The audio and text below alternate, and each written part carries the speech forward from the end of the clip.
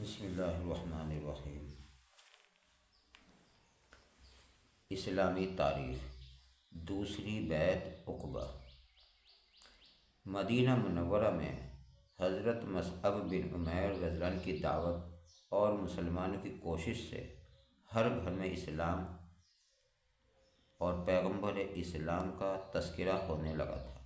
لوگ اسلام کی خوبیوں کو دیکھ کر ایمان میں داخل ہونے لگے تھے۔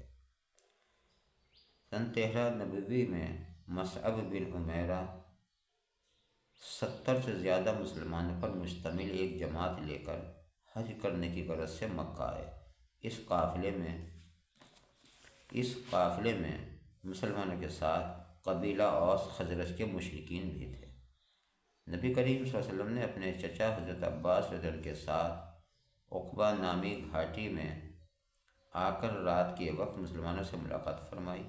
حضرت عباس رضی اللہ عنہ نے مسلمانوں کی جماعت سے کہا، محمد صلی اللہ علیہ وسلم اپنی قوم میں نہایت ہی باعزت اور ہم ان کی حفاظت کا خیال کرتے ہیں۔ وہ تمہارے یہاں آنا چاہتے ہیں۔ اگر تم پوری طرح حفاظت کرنے کا وعدہ کرو تو بہتر ہے، ورنہ صاف جواب دے دو۔ انصار نے کہا، ہم نے آپ کی بات سن لی ہے، اب حضور صلی اللہ علیہ وسلم بھی کچھ فرمائیں۔ آپ صلی اللہ علیہ وسلم نے قرآن کی تلاوت فرما کر انہیں اسلام لانے کا شوق دلایا۔ پھر فرمایا، ہم چاہتے ہیں کہ تم لوگ ہمارے ساتھیوں کو ٹھکانہ دے دو اور ان کی حفاظت کرو، اور رنج و غم، راحت، آرام، تنگ دستی، مالداری، ہر حال میں میری پیروی کرو۔ اس نصیحت کو سن کر انصار نے بخوشی منظور کرتے ہوئے آپ صلی اللہ علیہ وسلم کے ہاتھ پر بیعت کی۔ پھر اسلام کی دعوت تبلیغ کے لیے ان میں سے 12 افراد کو ذمہ دار بنا دیا۔ حضور صلی اللہ علیہ وسلم کا معجزہ۔ حضرت جابر رضی اللہ عنہ کے باغ کی کھجوروں میں برکت۔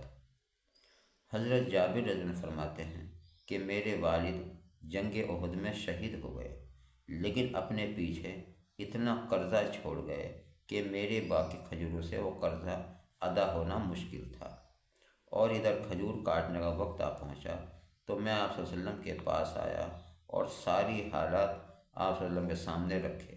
آپ صلی اللہ علیہ وسلم نے فرمایا، اچھا جاؤ اور کھجوریں کاٹ کر الگ الگ ڈھیر کر لو۔ میں گیا اور ایسا ہی کیا۔ پھر حضور صلی اللہ علیہ وسلم آئے اور سب سے بڑے ڈھیر کا 3 بار چکر لگایا اور پھر اس کے پاس بیٹھ گئے اور فرمایا، اپنے قرض داروں کو دینا شروع کر دو۔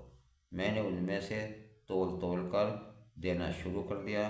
اللہ تعالیٰ نے میرے والد کا سارا قرضہ ادا کرا دیا، لیکن جتنے ڈھیر تھے سب بچ گئے۔ اور جس پر حضور صلی اللہ علیہ وسلم تشریف فرما تھے، قسم خدا کی وہ ایسا ہی رہا، ایک کھجور بھی اس میں سے کم نہ ہوئی تھی۔ ایک فرض کے بارے میں، دین میں نماز کی اہمیت۔ نبی کریم صلی اللہ علیہ وسلم نے فرمایا، دین بغیر نماز کے نہیں۔ نماز دین کے لیے ایسی ہے جیسا آدمی کے بدن کے لیے سر ضروری ہے۔ ایک سنت کے بارے میں، جنت حاصل کرنے کے لیے دعا۔ جنت حاصل کرنے کے لیے اس دعا کو کثرت سے مانگے، وَاجْعَلْنِی مِن وَرَثَۃِ جَنَّتِ النَّعِیم۔ ترجمہ، اے میرے رب مجھ کو جنت کی نعمتوں کا وارث بنا دے، یعنی اے میرے رب مجھ کو جنت کی نعمتوں کا وارث بنا دے۔ ایک اہم عمل کی فضیلت، حلال کمائی سے مسجد بنانا۔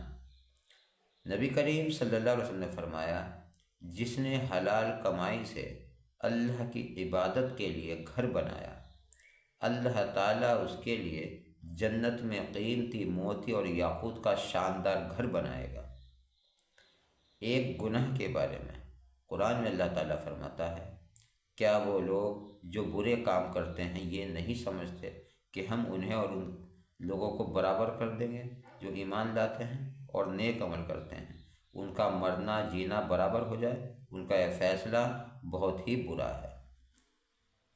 دنیا کے بارے میں، قرآن میں اللہ تعالیٰ فرماتا ہے، دنیا کی زندگی محض چند روزہ ہے، یعنی کچھ ہی دنوں کی ہے، اصل ٹھکانہ جو ہے وہ تو آخرت کا ہی ہے۔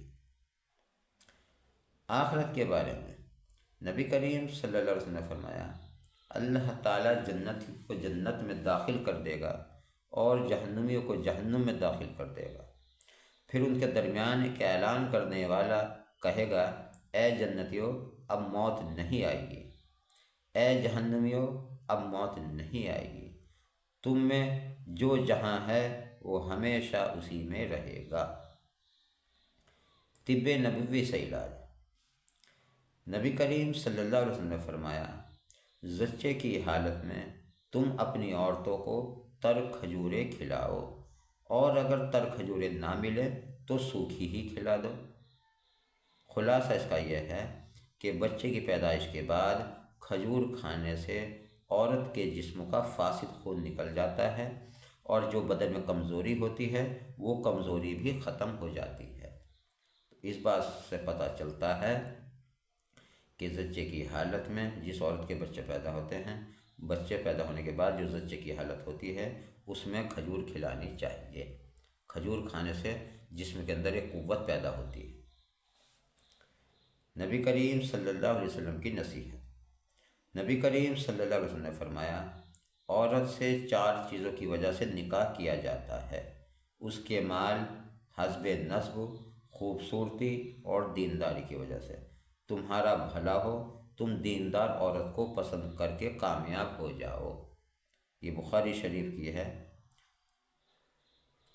پیج نمبر ہے 5090، اور ابو ہریرہ رضی اللہ عنہ سے روایت ہے یہ حدیث۔ اللہ تبارک و تعالیٰ عمل کرنے کی توفیق عطا فرمائے، آمین ثم آمین۔ اور ایک بات اور آپ سے کہنی ہے محترم حضرات، کہ اپنا اور اپنوں کا خیال رکھیں، نماز کی پابندی کرتے رہیں، اور اللہ تبارک و تعالیٰ سے دعا کرتے رہیں کہ اللہ تبارک و تعالیٰ ہم سب کو 5 گانا نماز پڑھنے کی توفیق عطا فرمائے، آمین ثم آمین۔ جزاک اللہ۔